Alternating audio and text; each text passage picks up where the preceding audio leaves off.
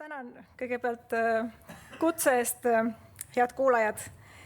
Minu jaoks tänane arutelu oli ajendiks, et siin eelnevate kuude jooksul läbi lugeda, ennast kurssi viia siis erinevate analüüsidega teemal tehisaru ja julgeolek. Ja mida rohkem ma loen, seda rumalamana ennast tunnen ja kindlasti tahan alustada sellest, et ma ei ole tehisaru ekspert. Aga samas on tehisaru muutunud meie kõikide elu ja erinevaid eluvaldkondi nii palju puudutavaks nähtuseks, et seda vältida ei ole kuidagi võimalik. Ma võrdleks interneti tulekuga omal ajal, aga üks oluline erinevus tehisaru puhul on see, et ta hakkab mingil määral tegutsema autonoomselt, nagu täna on juba mainitud, ilma et inimene seda tegevust igal sammul kontrolliks või suunaks. Väga lihtne näide, ise liikuvad autod või poest toitu toovad robotid, kus siis minimaalselt on seda autonoomset tegevust, aga mainitud on ka ise liikuvaid droone ja sealt juba edasi jõuame palju keerulisemate ja potentsiaalselt ka ohtlikumate moodusteni tehisaru edasi arendada. Näiteks roboteid kasutatakse üha enam sõjas, lahinguväljal. Kohati see aitab vähendada inimelu ohtu seadmist, aga kindlasti ei tähenda see seda, et inimkaotused sõdades väheneksid, vaid pigem aitab tehisaru muuta inimelude hävitamise tõhusamaks neile, kes seda soovivad teha. Oleme kuulnud ka utoopiaid selle kohta, kuidas tuleviku sõdades võib-olla robotid võitlevad omavahel, ilma et inimesed peaksid üldse lahingusse minema. Aga need on ikka kõigest utoopiad, mille tõeks saamine tundub hetkel vähe tõenäoline. Üldiselt ma tõstaksin esile 3 viisi, kuidas tehisaru mõjutab julgeolekut hästi suures pildis. Esiteks, riikide ja eriti suurriikide vaheline geopoliitiline konkurents toimub üha enam tehnoloogia ja eriti tehisintellekti vallas. Peamised konkurendid on seal teadagi USA ja Hiina ning teiste, sealhulgas Euroopa ja Venemaa jaoks põhiküsimus on see, kuidas oma sõltuvust nendest 2 suurest piirata, vähendada, olla ise tehnoloogia vallas rohkem suveräänne. Teiseks, sellele juba viitasin, tehisaru muudab sõjapidamist. Ukraina on näide sellest, kuidas ka väiksemad riigid võivad saavutada edu sõjas, kui nad on innovaatilised lahinguväljal kasutatava tehnoloogia arendamisel. Ja kolmandaks, tehisaru mõjutab meie igapäevast turvalisust. See toob meie ellu uusi mittesõjalisi ohte või tihti pigem vanu ohte uues kuues, näiteks tehisaru toodetav ja levitatav propaganda, millele on juba viidatud, või küberrünnakud läbi tehisaru platvormide, aga ka siis taevas lendavad droonid, mille omanikku ja eesmärki ei suudeta alati kindlaks teha.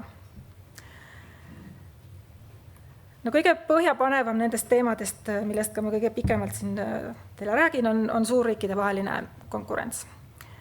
Ehk tehisaru ei ole mitte ainult tehnoloogia, vaid ta on väga tugevalt geopoliitika teema. Juhtroll tehisaru süsteemide ja platvormide arendamisel annab riikidele märkimisväärset mõjuvõimu maailmas, annab võimalusi oma huve edendada ning suunata ja kontrollida nii oma kodanike tegevust, eriti autoritaarsed riigid teevad seda väga palju tehisaru abiga, aga ka teiste riikide ja nendes elavate inimeste tegevust. USA puhul on olnud globaalne juhtroll tehnoloogia arengus, mis on põhinenud muu hulgas siis väga tugevas panuses akadeemilisse uurimustöösse, arendusse, innovatsiooni, ka suutlikkusel toimida innovaatiliste ettevõtete kasvulavana. Samuti on USA väga oluliselt panustanud tehisaru rakendamisse militaartehnoloogia arendamisel. Ja nagu me hästi teame, USAs on mitmed maailma juhtivad tehnoloogia ettevõtted. USA on samuti meelutanud ligi talente kõikjalt maailmast, sealhulgas ka Eestist, Ja nagu juba siin täna öeldud, just andekad inimesed ja investeeringud haridusse ja innovatsiooni on tehisaru arengu vältimatud eeldused. Nüüd viimasel ajal on mitmed lääne vaatlejad avaldanud muret, et kas USA praeguse Donald Trumpi administratsiooni juhtimisel annab käest oma tugevusi, piirates akadeemilist vabadust, innovatsiooni ja samuti piirates migratsiooni, sealhulgas talentide tulekut Ameerikasse õppima ja töötama.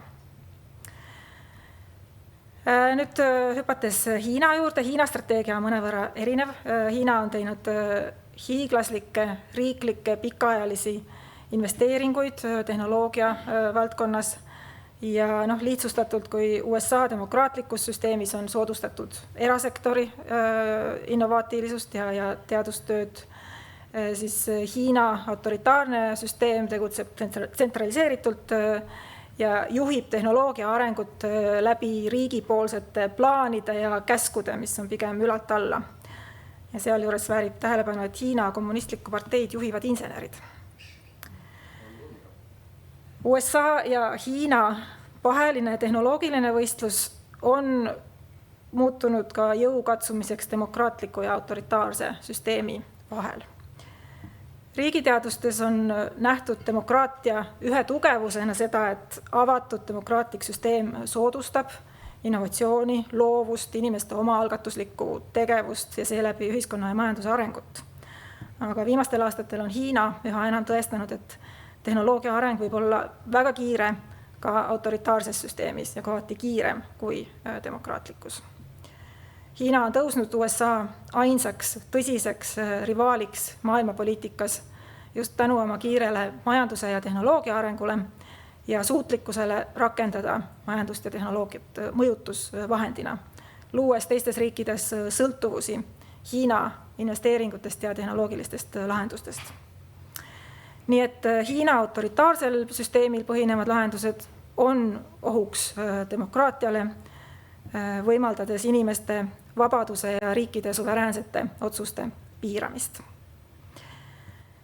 Erinevalt USA'st, mis vähemalt varasemalt on meelitanud ligi talente kõikjalt maailmast, on Hiina pigem suletud ja üha enam suletud, toetub oma enda elanikkonnale, mille suurus 1,4 miljardit on umbes 1000 korda rohkem kui Eesti elanike arv.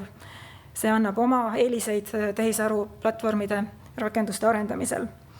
Ja Hiinal on ka hulgaliselt loodud siis neid oma edukaid suurettevõtteid nagu Baidu, Alibaba, Tencent, Huawei ja nii edasi. No üks näide USA ja Hiina vahelise tehnoloogia konkurentsi kohta konkreetsemalt on USA's baseeruv ettevõte Nvidia.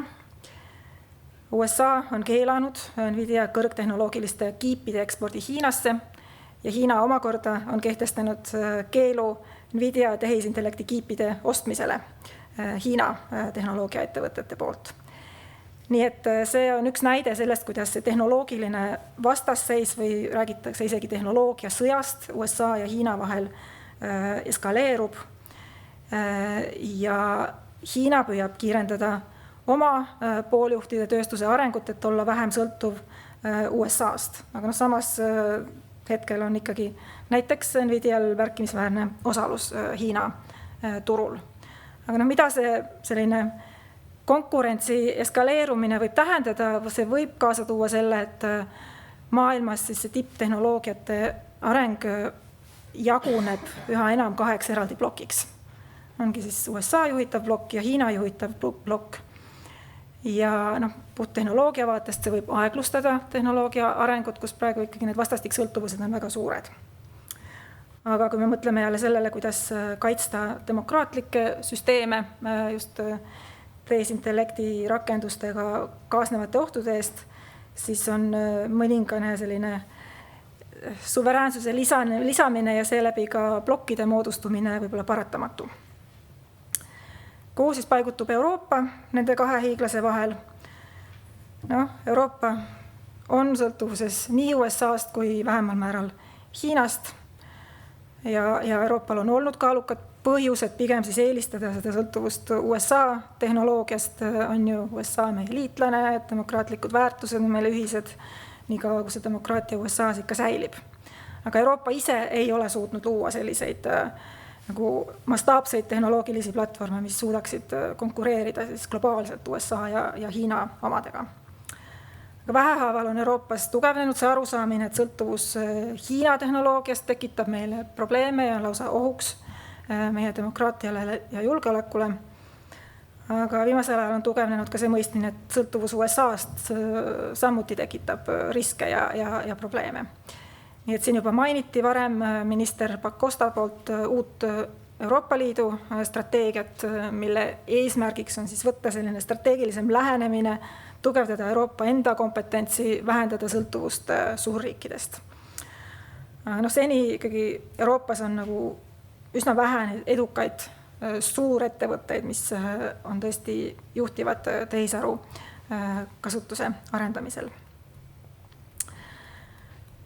Nüüd kiirelt veel ka Venemaast paar sõna. Venemaa ei osale sellest tehisaru konkurentsis nii-öelda samas sarjas USA ja Hiinaga, kuigi Vladimir Putin on öelnud juba aastal 2017, et tulevikus see, kes juhib tehisaru, juhib maailma. Aga see võitlus käib nüüd ikkagi USA ja Hiina vahel. Venemaal on küll teatud edukaid ettevõtteid ja platvorme, on haritud insenere, on IT-spetsialiste, aga samas need Venemaa ettevõtted ei oma olulist rolli väljaspool riiki ja Venemaa puhul on nähtav see, kuidas poliitiline kontroll ja tsensuur on piiranud arengut ja eriti siis peale täiemahulise sõja algust Ukraina vastu on paljud andekad spetsialistid ka Venemaalt lahkunud. Ukrainat juba mainisin, Ukraina on tuntud oma sõjalise võimekuse arendamisest läbi siis tehnoloogiliste innovatsioonide, on olnud selles osas väga edukas, aga täiemahulise sõja jooksul üha enam ka Venemaa on arendanud oma militaartehnoloogiat ja droonidest siin juba varem räägiti. Nii et tehisaru rakendamine sõjapidamisel on kujunenud mitte ainult Ukraina, vaid ka Venemaa tugevuseks ja Venemaa on saanud seal ka olulist abi Hiinalt. Ja ma ütleks, et see tähendab seda, et see peab olema ka Eesti tugevus, et kuidas me arendame tehisaru rakendamist oma sõjalise võimekuse, kaitsevõimekuse tugevdamisel. Et selline kõige olulisem tehisaru panus jällegi lihtsustatult öeldes sõjas on see, et ta aitab kiirendada, tõhustada ja täpsustada otsuste tegemist ja seda olukorra valitsemist ja juhtimist. Ja lõpetuseks siis järeldused Eestile. Ma tulen tagasi oma 3 alguses tõstatatud teema juurde. Esiteks geopoliitiline konkurents. Eesti saab mõjutada seda globaalset jõudude tasakaalu tehisaru vallas eelkõige läbi Euroopa Liidu ja mitte, et me sörgiks sabas Euroopa Liidu strateegial, vaid Eesti peab suutma kujundada Euroopa tehisaru strateegiat, peab suutma kaasa rääkida ja meil on siin hea taust olemas. Eestil on olnud suhteliselt tugev roll Euroopa digiühiskonna ja küberturvalisuse poliitikate kujundamisel. Ja muidugi tuleb teha koostööd teiste samameelsete liitlaste ja partneritega nii Euroopa Liidus kui väljaspool. Eesti huvides on Euroopa suveräänsuse kasv, aga ka transatlantiliste suhete pingete maandamine. Teiseks tehisaru ja sõjapidamine. Väga palju on räägitud sellest, kuidas me peame õppima Ukrainalt. Eestis on olemas omad innovaatilised ettevõtted. Seda on oluline edasi toetada ja innovatsioonivõime on siin taaskord kõige olulisem, et meil on need kompetentsed inimesed, ettevõtted, on ka see hariduslik baas, mille põhjal edasi liikuda. Lisaks ma tahan rõhutada seda, et kuigi see uus tehnoloogia muudab sõjapidamist, siis konventsionaalsed kaitsevõimed on ikkagi endiselt üliolulised. Ka Ukrainas endiselt kasutatakse tanke, suurtükke, on vaja palju laskemoona. Lihtsalt tehisaru lisandub sellele kõigele ja muudab mingil määral seda võimete kasutust, lahendusi ja eelkõige juhtimist. Viimase punktina siis tehisaru ja igapäevaelu turvalisus. Sellest ma palju ei jõudnud rääkida, aga sellest on rääkinud palju teised esinejad. Siin on viidatud düstoopilistele visioonidele, kus tehisaru võtab kontrolli inimeste üle ja hakkab tegutsema omasoodu, aga ma ütleks, et rohkem tõenäoline on ikkagi see oht, et mõni pahatahtlik väljaspoolne jõud või vaenulik välisriik tungib meie lahendustesse ja seeläbi destabiliseerib ühiskonda ja katkestab näiteks elutähtsaid teenuseid või levitab ohtlikku valeinfot. Nii et kokkuvõttes tehisaru kompetents julgeoleku vaatest on strateegilise tähtsusega kahtlemata, sellesse tuleb investeerida, tuleb panustada koostöösse samameelsete liitlaste ja partneritega. Tänan!